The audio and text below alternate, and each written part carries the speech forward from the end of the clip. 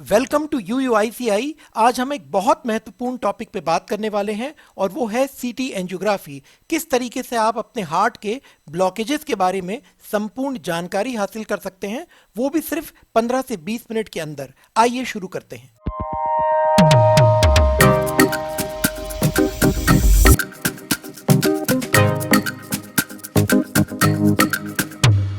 तो दोस्तों देखिए, सबसे पहले तो हम बात कर लें कि आज की डेट में हर कोई जो व्यक्ति है उसे मेडिक्लेम, हेल्थ इंश्योरेंस, इसके बारे में थोड़ा बहुत जानकारी जरूर होती है। शायद जो मेरे दोस्त हैं उन लोगों ने हेल्थ इंश्योरेंस लिया भी होगा, है ना? आपके पास में होगा, मेरे पास में भी है। तो क्या ये प्रोसेस जो है सीटी एंजियोग्राफी, जिसमें हार्ट के ब्लॉकेजेस पता लगते हैं, वो कवर्ड है कि नहीं है, पहले ये पॉइंट ले लेते हैं। तो दोस्तों देखिए, आपको ना आपका जो एजेंट है या आपकी जो पॉलिसी है, आप दोनों में से एक में किसी को रेफर करें, पढ़ें और उसमें ये बिल्कुल आप निकालिए कि क्या उसके अंदर एंजियोग्राफी लिखी हुई है, कि क्या उसके अंदर सीटी स्कैन एंजियोग्राफी लिखी हुई है। अगर एंजियोग्राफी लिखी है, जो कि 99% चांसेस हैं, आपका क्लेम डेफिनेटली सेटल होगा। ठीक है, मतलब 1% में से बोल रहा हूँ कि मुझे नहीं पता आप क्या पेपर सबमिट करते, कैसे करते, कौन से समय में करते, बहुत सी चीजें, मगर अमूमन एंजियोग्राफी जो होती है वो कवर्ड होती है हेल्थ इंश्योरेंस मेडिक्लेम पॉलिसीज में। ये एक बात हो गई। दूसरी बात ये है जरूरी कि आपका जो मेडिक्लेम है या हेल्थ इंश्योरेंस है, याद रखिएगा, वो तब एक्टिवेट होता है या आप क्लेम कर पाओगे जब अगेन 99% ऑफ टाइम आप हॉस्पिटलाइज होते हो फॉर मिनिमम 24 आवर्स। ठीक है, तो यहां से दो बातें बिल्कुल क्लियर निकल के आ गई कि अगर भाई मुझे कुछ अर्जेंसी है, यानी कि आपको कोई अर्जेंसी है और आपको तुरंत दिखाना है कि यार कि जल्दी से मुझे ब्लॉकेजेस बता दो।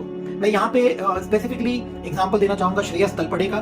बहुत वायरल हुआ उनका वो इंटरव्यू वीडियो। वो कह रहे थे कि भाई मेरी तो बड़ी साधारण सी लाइफस्टाइल है, मराठी एक्टर हैं, बहुत से लोग जानते हैं श्रेयस तलपड़े को, और अचानक से जब वो गए तो उनके ब्लॉकेज निकला। तो मेरे ख्याल से उन्हें जो प्रोसेस होता है हार्ट का, वो करवाना पड़ा हॉस्पिटल में। तो और हमने ऐसे कई असंख्य एग्जांपल देखे हैं। अभी तो कोरोना कोविड के बाद में ये इतनी ज्यादा बढ़ चुकी हैं चीजें कि हर दूसरे तीसरे दिन आपको कोई ना कोई एक जान पहचान का जो बंदा है या बंदी है, उसके बारे में खबर आती है कि भाई इसको हार्ट अटैक आ गया। अब वो रहे ना रहे वो अलग चीज है, लेकिन हार्ट अटैक तो आ गया। तो कहीं ना कहीं संभावना बहुत बढ़ती जा रही है हार्ट अटैक आने की। इसीलिए थोड़ा सा हमें इस जो विषय है इसको संजीदगी से लेना होगा, सीरियसली समझना होगा। और ये मैं करवा चुका हूं पूरी तरीके से अपने ऊपर, इसलिए मैं अब ये वीडियो लाया हूं आपके पास में। तो इसीलिए मैं कह रहा हूं कि अगर आप ये करवाना चाहते हैं कि ठीक है भाई मेडिक्लेम हटाइए, कोई बात नहीं, उसमें देर सवेर कभी अप्रूवल आता नहीं आता, मैं तो जाके करवा लेता हूं, तो ये भी आप बिल्कुल करवा सकते हैं। आपको जो लगने वाला है वो है एक डॉक्टर का लेटर।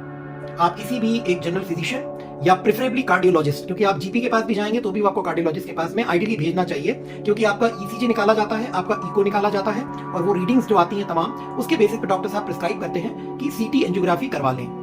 यहाँ पे आप खुद भी डॉक्टर साहब को बोल सकते हैं रिक्वेस्ट करके कि डॉक्टर साहब, मैंने या तो अभिषेक का ये वाला वीडियो देखा है जिसमें कि वो कह रहे हैं 15 से 20 मिनट में हार्ट के ब्लॉकेजेस पता लगते हैं, मैं पता लगवाना चाहता हूँ, और भाई ये तो बहुत जरूरी है। तो डॉक्टर साहब आप कम से कम इस वीडियो के माध्यम से, मेरा वीडियो भी आप दिखाएंगे उन्हें तो भी 110% पूरे इंडिया में से कोई कार्डियोलॉजिस्ट नहीं होगा जो बोलेगा कि अरे ये फालतू वीडियो है, आप क्या आप उसमें नहीं, आप जरूर करवाइए। ठीक है, ये वीडियो दिखवा के, या फिर आप डायरेक्टली भी जाके बोल सकते हैं कि डॉक्टर साहब मुझे थोड़ा सा बस ये जानना था कि आज की ये जो रोजमर्रा की जिंदगी है इसमें कोई ब्लॉकेज तो नहीं है मेरे हार्ट में, आप प्लीज लिख दीजिए सीटी एंजियोग्राफी, मैंने लेटेस्ट सुना है। तो आप वो डिस्कशन कर सकते हैं, आपको लेटर मिल जाएगा डॉक्टर से। ये हो गई डॉक्टर के लेटर की बारी, जो कि बेहद जरूरी है फॉर डूइंग सीटी एंजियोग्राफी। समझ रहे हैं साहब आप सीधा जाके जो भी सेंटर है, चाहे अपोलो हो, लीलावती हो, क्रिम्स हो, कोई भी बड़े बड़े हॉस्पिटल का नाम ले लीजिए आप, वहां पे जाके सीधे खड़े हो कि ये नहीं कह सकते कि अरे सर वो सीटी एंजियोग्राफी पता लगा, देखिए अभिषेक का वीडियो मुझे करवाना है। आप वहां पे जाके बताएंगे भी तो उनका ये रिस्पॉन्स आएगा कि सर डॉक्टर का लेटर लेकर आइए। सो पॉइंट नंबर 1 नोट करते चलिए, डॉक्टर का लेटर बहुत जरूरी है। डॉक्टर का लेटर मिलने के लिए क्या जरूरी है? पहला है ईसीजी, इको। ठीक है, वो वहीं जाके हो जाता है, उसका कोई टेंशन नहीं है ना। ऊपर से ये भी नहीं कि आपको खाली पेट जाना है, भरे पेट जाना है। ईसी, इको, ब्लड प्रेशर, ये तीनों चीजें, हार्ट बीट्स आपकी या आपके अंदर ऑक्सीजन की, आप नॉर्मल खाना पीना नाश्ता किए हो नहीं किए हो, आप जाके करवा सकते हैं डॉक्टर के पास। उसके थ्रू आपको ये समझ में आएगा कि डॉक्टर साहब आपको लेटर दे रहे हैं, रिटर्न होगा उसके अंदर कि ऑब्जर्व समथिंग और the other, it can be chest pain, it can be mild palpitation, it can be anything, advice CT angiography, CT scan angiography. ये हो गया सबसे important point number 1। Point number 2 ये है कि इस सीटी एंजियोग्राफी को करवाने में जो एक बहुत ही महत्वपूर्ण एक चीज आपके शरीर में होती है वो है कैरेटिनिन लेवल। ठीक है, ये जरूर से जो है आपका 0.7 से लेके 1.2 1.3 इस रेंज में होना चाहिए, 0.7 से 1.2 1.3। अब आप कहेंगे कि सर ये कैसे पता लगता है? वो ईसीजी, इको जब आप करवाने गए तो उसी में पता लग जाएगा क्या? ब्लड प्रेशर से पता लग जाएगा क्या? नहीं, आपको इसीलिए जब आप किसी डॉक्टर के पास में जाएंगे सीटी एंजियोग्राफी करवाने के पहले, आप ये जरूरी है कि अपना लिपिड प्रोफाइल टेस्ट जो आप नॉर्मली ब्लड टेस्ट करवाते हो ना, तो वहां पर आप ये मेंशन कर सकते हैं कि CREATININI केराटिनिन लेवल मुझे चाहिए मॉनिटर करके, चाहे आप थायरो केयर से कराएं या पैथोलॉजी लैब से कराएं, कहीं से भी करवाएं। तो अब आपका लेवल अगर 0.7 से लेके 1.2 1.3 की रेंज में है, ठीक है, तो आप डेफिनेटली सीटी एंजियोग्राफी करवा सकते हैं। ये दूसरा बेसिक क्राइटेरिया आपको जो है वो फुलफिल करना है। तो एक तो आपका ये लेवल आ गया, दूसरा आ गया आपका डॉक्टर का लेटर। अब जो मैं आपको पहले बता रहा था मेडिक्लेम और इन सब चीजों के बारे में, अब आपके हाथ में कंप्लीट कंट्रोल आता है कि आप एडमिट होना चाहो और 24 आवर्स जो है वो डॉक्टर आपको एडवाइस करें और उसी प्रक्रिया के अंदर पे सीटी एंजियोग्राफी उन्हीं के हॉस्पिटल या कहीं रेफर्ड हॉस्पिटल में हो, तो आपकी संभावना जो है मेडिक्लेम के थ्रू, हेल्थ इंश्योरेंस के थ्रू सेटल होने की बढ़ जाती है। जैसे मैंने कहा 99%, 1% हमेशा डाउट किसी भी केस में मैं छोड़ दूंगा, आप कैसे रिपोर्ट सबमिट करते हैं। ये हो गया। दूसरा, अगेन ये वीडियो देखने के बाद में आप एकदम से सचेत हुए, आप जागे, आपके परिवार वालों ने भी देखा, दोस्तों ने देखा, परिवार ने देखा, रिश्तेदारों ने, और वो बोले यार नहीं अपन करवाई लेते हैं जल्दी से, no problem, just go to the doctor. वही दोनों तीनों चीजें, केराटिनाइन लेवल, आपका ईसीजी इको होने के बाद में डॉक्टर का लेटर, और ये लेके भी आप सीधा जा सकते हैं। यहां पे आपको पैसे अपफ्रंट देने पड़ेंगे क्योंकि आप नॉन मेडिक्लेम के थ्रू जा रहे हैं। अच्छा, मेडिक्लेम में भी और बता दूं, कैशलेस और कैश वाला फीचर बड़ा सिंपल है। आप पहले अगर 2-3 घंटे पहले अपने एजेंट या अपनी कंपनी को इन्फॉर्म कर देते हैं मेडिक्लेम की, तो वहां पर ऑलरेडी सब कुछ किया जा चुका होता है। जब आप हॉस्पिटल पहुंचे या सेंटर पहुंचे, आपको सीधा अंदर जाके ये प्रोसेस करना है, कुछ भी पैसे देने नहीं है। दूसरा यही है कि आप पैसे दे दीजिए और वहां से वो आपको सारा प्रोसेस में डॉक्यूमेंटेशन दे देंगे, वो आप वापस जाके जो है अपनी हेल्थ इंश्योरेंस कंपनी से क्लेम कर लीजिए। तो यहाँ पे हमने हेल्थ इंश्योरेंस कैसे इसको करना है नहीं करना वो कवर कर लिया। डॉक्टर का लेटर मैंने आपको बता दिया, केराटिनाइन लेवल जो है या केराटिनिन लेवल जो है वो मैंने आपको बता दिया कि वो बहुत जरूरी है। अब हम आते हैं प्रोसेस में। तो देखिए साहब, ये ना तब आप करवा सकते हैं जब एक रात पहले, ठीक है, आपने, मैं रिक्वेस्ट करूंगा कि नॉनवेज या फिर आपने ड्रिंक्स न ली हो, ठीक है। आप आराम से जो हमेशा खाते हैं खाना वो खाइए, ठीक है। अगर बहुत हुआ तो आपने अंडा या कुछ खा भी लिया तो भी it is absolutely fine, but still I am telling you that जैसे नॉर्मल खाना खाते हैं वैसे आप खाना खाएंगे, ठीक है। और उसके बाद में अगले दिन जो है इसमें 4 से 5 घंटे खाली पेट होना जरूरी है। अब ये पॉइंट को मैं थोड़ा एलैबोरेट कर लूं। लोगों को लगता है कि सुबह उठ के 4 घंटे, 5 घंटे, 6, 7 घंटे, 8, 9 घंटे, कितने भी घंटे अपन खाली पेट रहो और फिर उसके बाद में चले जाओ। बिल्कुल ठीक है, मैं एक्चुअली ऐसा ही किया था, पर मैं बता रहा हूं उसके अंदर एक छोटी सी फैक्टर है, एक छोटा सा पॉइंट है जो आपको फिर ध्यान रखना पड़ेगा। अगर आप रात के खाने के बाद में आप चाय पीते हो, कॉफी पीते हो, जो भी आपका रोजमर्रा का आपका जो काम है आप वो आराम से करिए, ठीक है। आप शरबत पी के सोते हैं, आप आइसक्रीम खा के सोते, एवरीथिंग ओके। आप जब सुबह उठे तो अगर आपको ये लग रहा है कि सेंटर पास में है ना, आप 2-3 किलोमीटर के दरमियान में 10-15 मिनट में आप पहुंच जाओगे, तो फिर तो मैं आपको एडवाइस करूंगा कि आप सुबह उठें, आप फ्रेश हो, ठीक है, और जो भी जैसे भी आपको तैयार होना है उस प्रकार से होके आप उस सेंटर में पहुंचने तक, और आपके चाय या हल्का नाश्ता, जैसे मैं कहूंगा चाय या कॉफी या फिर आप ब्रेड या बिस्किट ऐसा कुछ ले लीजिए, या हल्का पोहा, एक आध इडली, अगर आपको चाहिए ही सुबह नाश्ता, तो ये करने के 4 घंटे के बाद में आप उस सेंटर में पहुंचे, ठीक है। और या तो फिर जैसे मैंने किया था बिल्कुल खाली पेट रहे, राइट ना। नेक्स्ट थिंग इज कि जब आप वहां पर पहुंचते हैं हॉस्पिटल में, तो आपका पहले लेटर दिखाना पड़ता है कि आप वहां क्यों आए हैं, क्योंकि मैं ये अज्यूम करके चल रहा हूं कि जिस कार्डियोलॉजिस्ट से आपने लिखवाया लेटर, है ना, और जो रिपोर्ट्स आपने ली वो शायद दूसरा क्लिनिक होगा, छोटा क्लिनिक होगा, हॉस्पिटल होगा, लेकिन जो मेन सेंटर है जहां पर ये मशीन लगी रहती है सीटी एंजियोग्राफी की, वो कोई दूसरा हॉस्पिटल है बड़ा। तो आपको वहां पे जाके लेटर दिखाना है और आपको ये बताना है कि मैं सीटी एंजियोग्राफी के लिए आया हूँ। कुछ बेसिक सवाल वहां पे पूछे जाएंगे। पॉइंट नंबर 1 कि आप खाली पेट हैं, हाँ, कितने समय से, 4 से 5 घंटों से, ओके ठीक है सर। आपका जरा केराटिनिन लेवल दिखाइए, तो वो आप अपनी ब्लड रिपोर्ट दिखाएंगे, वो लिपिड प्रोफाइल देखेंगे, वो ये भी देखेंगे, सारी रिपोर्ट्स आपकी ठीक है। फिर आपका ब्लड प्रेशर की जांच होगी और उसके बाद में आपके हार्ट रेट्स देखे जाएंगे। अब यहां पर 2 बातें निकल के आ सकती हैं। एक तो ये है कि आपका बीपी नॉर्मल नहीं है, हो सकता है ना, मतलब क्योंकि बहुत से लोगों का फ्लक्चुएशन होता है। अगर बीपी नॉर्मल नहीं है, चिंता की कोई बात नहीं। हार्ट रेट्स जो है नॉर्मल नहीं है, चिंता की कोई बात नहीं। आप वहां पे रुके, बैठे, तकरीबन 15-20 मिनट आप आराम दें और आप टेस्ट करवाएं फिर से। वो खुद ही यही बोलते हैं, यही स्टैंडर्ड प्रोसेस है। अगर इस बार फिर 10-15 मिनट रुकने के बाद में नॉर्मल आ गया, ग्रेट। अगर नहीं आया तो वो आपको दवाई देंगे, वही डॉक्टर ही आपको दवाई देंगे, वही हॉस्पिटल में, और वो करके आपका बीपी, आपका जो हार्ट रेट्स है, ये सब चीजें नॉर्मल जब आ जाती हैं, तब कहीं जाके ये आपका प्रोसेस शुरू होगा।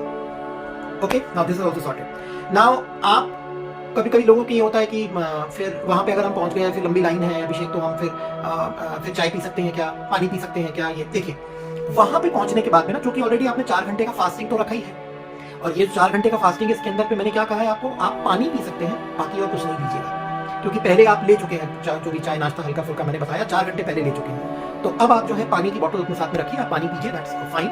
आप वॉशरूम यूज कर सकते हैं, टॉयलेट जा सकते हैं, है ना, हॉस्पिटल में वहां पे तो इसमें वो फंडा नहीं रहता जो कभी कभी लोगों को लगता है कि जैसे सोनोग्राफी करवाते नहीं, खूब सारा पानी पीना पड़ता है, खूब सारा, एकदम जब पेट बिल्कुल फटे तक आ जाए उसके बाद में वो बोलते हैं कि अरे ये तुरंत। यहाँ पे वैसा बिल्कुल नहीं है, पानी हो या ना हो पेट में, इट इज एब्सोल्युटली फाइन। आप जो है साहब वॉशरूम जा सकते हैं जैसे मैंने आपको बताया।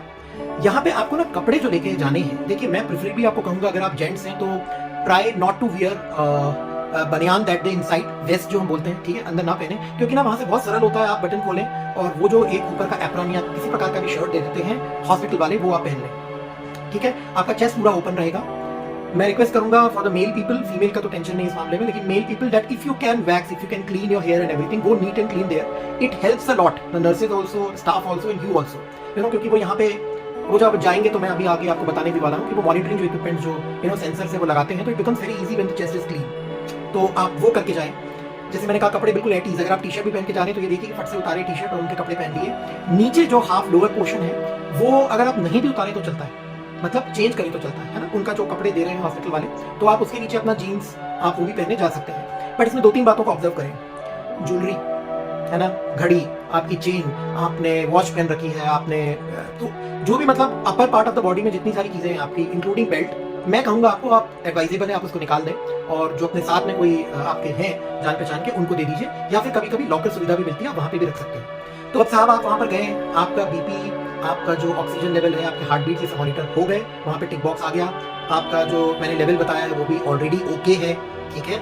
और याद रखिएगा ये जो कैरेटिनिन जो लेवल होता है, ये अगर आप 1 महीने तक के दरमियान की भी रिपोर्ट आप लेके जाओ ना तो भी इट इज ओके, मतलब ऐसा नहीं कि उसी दिन के पहले 1-2 दिन, 3 दिन, 4 दिन पहले की रिपोर्ट चाहिए, है तो अच्छी बात है, लेकिन फिर भी 1 month kind of sanctity is good enough of this level. और फिर डॉक्टर का लेटर तो आपके पास है जिसमें आप करवाने आए हैं। अब हम आगे बढ़ते हैं साहब की एग्जैक्टली प्रोसेस में क्या होता है। तो देखिए जब आप वहाँ पे जाते हैं ना तो ये इस प्रकार की बड़ी मशीन आपको दिखाई देगी, ठीक है, आपने कुछ फिल्मों में भी देखा होगा, ये बहुत बड़ी मशीन है, और यहाँ पे आपको लेटना पड़ता है।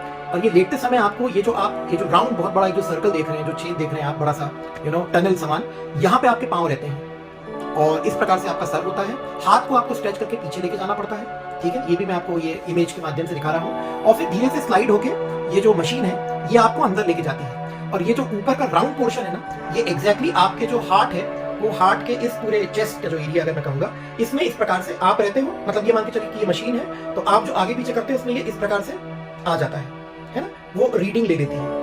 तो ये आपको वहाँ पे बेसिकली पूरा अगर मैं कहूँ सारी बात का कि भाई सीटी एंजियोग्राफी क्या होती है, तो साहब ये होती है कि हाथ ऊपर करिए, सांस रोकिए, वो मशीन अंदर जाएगी, आपके शरीर में डाई होगा और वो कैप्चर करेगी जो इमेज है, और वो इस खूबसूरती से इमेज कैप्चर करती है कि सारे ब्लॉकेजेस दिखाई देते हैं। तो ये उसका पूरा जिस समरी सारांश है, ठीक है, उसको कैसे करना हम वो समझा रहे हैं आपको। अब आप वहाँ पे जाके बैठ गए तो फिर से वो आपका बीपी एक बार और देख लेंगे, क्योंकि कुछ लोगों को क्या होता है कि ऐसे रूम में जाके, नो डाउट वो बड़ा रेडिएशन रूम है तो बड़ा ही रूम होगा, मशीन है, बड़ी है, मगर फिर भी कभी कभी ना पैल्पिटेशन, डर, घबराहट किसी प्रकार की होती है, तो अगर फिर से वो होने लगी तो वहाँ पे वो बीप होगी और फिर आपको नॉर्मलाइज करने का टाइम दिया जाएगा।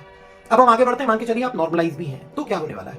अब यहाँ पर आपको जो मैं अभी कह रहा था ना कि 4 से 5 घंटे आप लोगों को जो है वो फास्टिंग रखनी है, 4 से 5 घंटे ही रखिएगा, उससे ज्यादा मत रखिएगा। मैं तो 17-18 घंटे की फास्टिंग, मतलब रात को जो खाया उसके बाद में सवेरे पानी के अलावा मैंने कुछ नहीं पिया, तो मेरा ओवरऑल 17-18 घंटे हो गया था।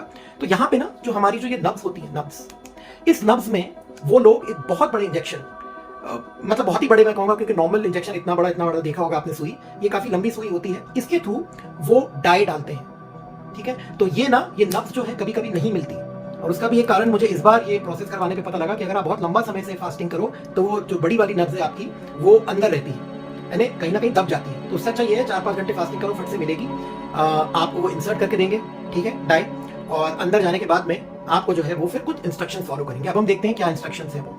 तो आपको ऐसे लाई डाउन करना है, और 1 से 2 बार ना वो टेस्टिंग करवाते हैं। बेसिकली आपको सांस रोकना पड़ता है अपनी, और वो जो स्लाइडर है वो ऑटोमेटिकली उस जो आपका टनल के जैसे वो मशीन है, उसमें आप ऐसे स्लाइड होते जाते हैं, ऐसे जाते हैं, फिर बाहर आते हैं, फिर ऐसे बाहर, और जिस समय आपका चेस्ट एग्जैक्टली उसके नीचे आता है आपको सांस रोकनी है।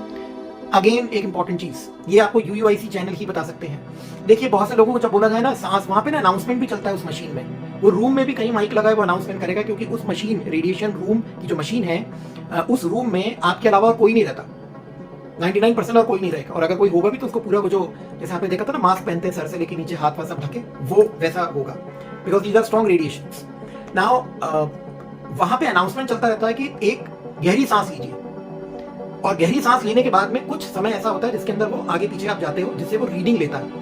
तो 1 या 2 बार आपको ना प्रैक्टिस करना बहुत जरूरी है। अगर वो करवा रहे हैं अच्छी बात है, और नहीं तो आप अपनी ओर से बोलिएगा कि ये मैं पहली बार कर रहा हूँ, आप 1-2 बार बिना डाइट मेरी बॉडी में डाले आप एक बार प्रैक्टिस कर लीजिए, ताकि वो रीडिंग कैसी आ रही है मशीन की वो 3D में देख लेते हैं, जो अंदर रेडियोलॉजी डिपार्टमेंट में जो कांच के पीछे बैठे होते हैं। तो मेरा ये आपको कहना था जरूरी कि जब वो सांस रोकने बोले ना, तो इतनी तेज मत सांस लीजिएगा। मैं कारण बताता हूँ, अगर इतनी आप तेज सांस लोगे तो लीकेज होता रहता है, हमें नहीं पता लगता मगर लीकेज होता है। तो इसलिए सबसे बेहतर है कि आप बस इतना लीजिए, रोक के रखिए जितना भी आप रोक सकते हैं। मेरे ख्याल से कोई भी नॉर्मल आदमी 20-25 सेकंड तक रोक सकता है, मगर यहाँ तो मुश्किल से 12-15 सेकंड का ही काम है साहब। तो इसलिए मैं कह रहा था सीटी एंजियोग्राफी बहुत ईजी है। पूरा प्रोसेस ही हॉस्पिटल के अंदर जाने से लेके आपके बाहर आने तक, आपका नंबर लग गया जैसे, तो वहां अंदर जाने से लेके होने से बाहर आने तक मुश्किल से 15-20 मिनट का काम। तो ये आपको वो 20-30 सेकंड्स में वो कैप्चर हो जाता है डेटा। वो आपको फीडबैक देंगे, या तो खुद आके देंगे या तो फिर वो अंदर से अनाउंस करेंगे कि अब आपने सही सांस रोकी है और रीडिंग ठीक आ रही है। ठीक है, अब आप ऐसे ही बने रहिए, बिल्कुल एक्साइटेड नहीं होइए, डरिए नहीं, घबराइए नहीं। अब हम आके आपके बॉडी में डाई डालने वाले हैं। अब यहाँ पर बहुत जरूरी बात और एक, डाई जैसे ही आपकी बॉडी के अंदर जाता है ना, आपके शरीर में एकदम गर्म हॉट ऐसी एक फीलिंग आएगी पूरे ऐसे, मतलब आपकी बॉडी में आपको ये फील होगा वहां लेटे लेटे। तो घबराने की बिल्कुल जरूरत नहीं, ये डाई के कारण होता है और ये कुछ चंद सेकंड से लेके कुछ चंद मिनट तक ये एहसास रहता है। ठीक है, वो डाई के कारण ही जो सर्कुलेट हो रहा है ना पूरे बॉडी में, उससे वो रीडिंग लेते हैं 3D हार्ट की। अब साहब वो डाई भी लग गया आपके पास में, ठीक है, आपके हाथ में वो इतना बड़ा वो लगा भी हुआ है, आपने हाथ ऊपर कर लिया और उसके बाद में आपका वो स्कैनिंग मशीन के ठीक नीचे लेकर आ गए, अनाउंसमेंट हुआ, सांस रोकिए और उसके बाद में आगे पीछे, बस this is what is all CT angiography all about, है ना। तो ये हो जाता है और ये होने के बाद में जो है आपको फाइनली जो आपका रीडिंग है वो ऑलरेडी आ जाती है उसके अंदर पे। तो आपकी रीडिंग भी आ गई। आपको कब मिलती है ये रिपोर्ट? देखिए नॉर्मली 2 से 4 दिन लगते हैं ये रिपोर्ट आने में। आपको हॉस्पिटल के साथ में कांटेक्ट में रहना पड़ेगा। लेकिन एक बहुत जरूरी चीज अगेन जो UUICI चैनल के थ्रू मैं आपको दे पाऊंगा, और वो ये है कि जब आपका ये प्रोसेस हो जाए ना और आप बाहर निकल के आके कपड़े चेंज करके नॉर्मल कपड़ों में आ जाओ, आप जरूर रिक्वेस्ट करो वहां पे डॉक्टर को कि डॉक्टर साहब मुझे आप वो 3D वीडियो दिखाइए। वो 3D वीडियो अंदर पूरा बन के जनरेट हो जाता है, कम से कम 80-90% तो हो ही जाता है। तो आप जाके ना देख सकते हैं और उनसे रिक्वेस्ट करके पूछ सकते हैं कि डॉक्टर साहब कुछ ब्लॉकेज देखिए क्या है। अगर वो बता देते हैं डॉक्टर, इट इज ग्रेट, और अगर वो नहीं भी बताते तो भी एक आप अपनी ओर से रिक्वेस्ट करके तो देखिए। मैंने किया था दोस्तों, और आप ये देख सकते हैं अभी स्क्रीन पे इस प्रकार का वीडियो मेरा दिखाई दिया था। ये देखिए ऐसे पूरा इसको घुमा के चारों सब जगह से जो है चारों दिशाओं से दिखा के 3D वाला इमेज आपको बता देते हैं। भगवान की दया से मेरे उसके अंदर पे उतने बड़े ब्लॉकेज या सीवियरिटी वाली चीज नहीं थी, मगर ये आने के बाद में जो है इट्स वेरी गुड दैट मतलब I was able to make this process happen, और मैं अब ये प्रोसेस आपके लिए लेकर आ रहा हूँ। लास्ट 1-2 बातें जरूरी, अगर किसी प्रकार का भी आपको एलर्जी है, कोई आप करेंटली मेडिसिन खा रहे हैं, कोई भी रोग है आपको, डिसऑर्डर है, डिजीज है, अपने डॉक्टर को, जो कार्डियोलॉजिस्ट है ना जिनसे आपको लेटर लिखवाना है, उनको आप जरूर बताएं। पहले से ही बता के रख दो कि साहब ये 3-4-5 में चीजें खा रहा हूँ, है ना। क्योंकि देखो अगर नहीं बताओगे, मान के चलिए वो डॉक्टर साहब भी कभी कभी पूछते हैं नॉर्मली, पर अगर वो स्किप हो गया, बहुत से पेशेंट रहे, तो आप इतना सा भी लेटर लेके जाके वहां पर पहुंचोगे, पता लगा वहां पे जाने के बाद में कि अरे साहब आपका तो एलर्जी है, आपको अभी नहीं करवा सकते, है ना, आपका ये लेवल ऊपर नीचे ये नहीं करा सकते। तो इसलिए तमाम अपनी ब्लड की रिपोर्ट, अपने सारी डिटेल्स, जो दवाई खा रहे हो, एलर्जी है, जो भी सिम्टम्स हैं, वो पहले ही डॉक्टर को बता देना, कार्डियोलॉजिस्ट को लेटर लेने के पहले। अब लास्ट जो आते हैं हम कॉस्टिंग के ऊपर। देखिए दोस्तों, ये वेरिएशन है। मैं बहुत बड़े मैंने लीलावती, अपोलो, इन सब में जाके ये सब चीज़ें करवाई हैं। अगर मैं आपको बात करूं अपोलो की, जैसे फॉर एग्जांपल, और चूंकि मैंने वहां से करवाया तो मुझे उसका पता है, 14,500 to 15,000 के बीच में ये ऑन द स्पॉट आपको देना पड़ता है, आपके प्रोसेस के बाद में या पहले। ठीक है, उसके बाद में भले आप मेडिक्लेम करवाएं ना करवाएं, वो अलग चीज़ है, लेकिन मैं आपको बता दूं कि इतना खर्चा आता है। लेकिन जो साओल करके है, आप सब जैसे मैं नाम लूँ आपको वो डॉक्टर साहब का चेहरा भी याद आएगा, और बहुत से लोगों ने सब्सक्राइब किया होगा चैनल, और अगर नहीं किया तो मैं खुद रिकमेंड करूंगा दैट वो बहुत अच्छी जानकारियां देते हैं। He is a very excellent kind of a doctor, और वो बहुत अच्छी जानकारी देते हैं। सीटी एंजियोग्राफी के बारे में भी उन्होंने बहुत अच्छे वीडियोस बनाए हैं। तो उनके कुछ नंबर्स हैं, आप चाहें तो आप अगर कमेंट करेंगे तो मैं आपको नंबर भी पास ऑन करूंगा। अगर आप उनके थ्रू करके, जहां पे साउल सेंटर्स हैं पूरे अपने भारत में, आप करवाते हैं तो तकरीबन 7 से 8 हज़ार रुपए में भी ये प्रोसेस हो जाता है। मेडिक्लेम कवर्ड है कि नहीं ये आपको देखना पड़ेगा खुद को, लेकिन हाँ 7 से 8 हज़ार रुपए में ये प्रोसेस मुंबई जैसे शहर में भी हो जाता है अगर आप साउल से सीटी एंजियोग्राफी करवाएं तो। राइट दोस्तों, तो ये रही मेरी रिपोर्ट। मैं ये भी आपको दिखा दूं, कुछ इस प्रकार से रिपोर्ट बन के आती है, आपके स्क्रीन पे दिख रहा है। कैसे लगा आपको ये वीडियो? दोस्तों थोड़ा सा लेंथी था, लेकिन बेहद जरूरी है आज ये इन्फॉर्मेशन आप लोग तक पहुंचाना, क्योंकि भारत में बहुत ज्यादा एक लहर सी चली है आज की डेट में कि भाई आजकल तो दिल का पता नहीं लगता। कब हार्ट अटैक आ जाए किसको पता नहीं है, कितने ब्लॉकेजेस है नहीं पता। इस प्रकार की जो जनरिक कॉन्वर्सेशन चलती है, जो टॉपिक चलते हैं, मैं समझता हूँ उसमें ये वीडियो बहुत काम में आएगा। बहुत आसान है, मैं स्ट्रांगली रिकमेंड करूंगा। सीटी एंजियोग्राफी अगर आप 20-25 प्लस हैं जरूर जाके कराइए। 40s में है तो 100% करवाना चाहिए, 50s में है तो साथ सवाल ही नहीं उठता। देखिए बात 7-8 हज़ार या 15 हज़ार की नहीं है, मेडिक्लेम कैशलेस या सेटलमेंट होता कि नहीं है, जानकारी अपने शरीर के बारे में जानने की बहुत जरूरी है। तो मैं आप लोगों से रिक्वेस्ट करूंगा, अगर ये वीडियो पसंद आया है तो लाइक करिएगा, सब्सक्राइब कीजिएगा चैनल को। मगर सबसे जरूरी चीज जो बहुत अहम है, ये अपने सारे परिवार वालों को आप तुरंत सेंड कीजिए, अपने दोस्तों को, रिश्तेदारों को, जान पहचान वालों को सेंड कीजिए, क्योंकि सीटी एंजियोग्राफी का इतना डिटेल्ड एक एक पॉइंट वाइज कवर करने वाला वीडियो मैंने अभी तक यूट्यूब में नहीं देखा, तो ये शायद बहुत मदद करे। All the very best to all of you.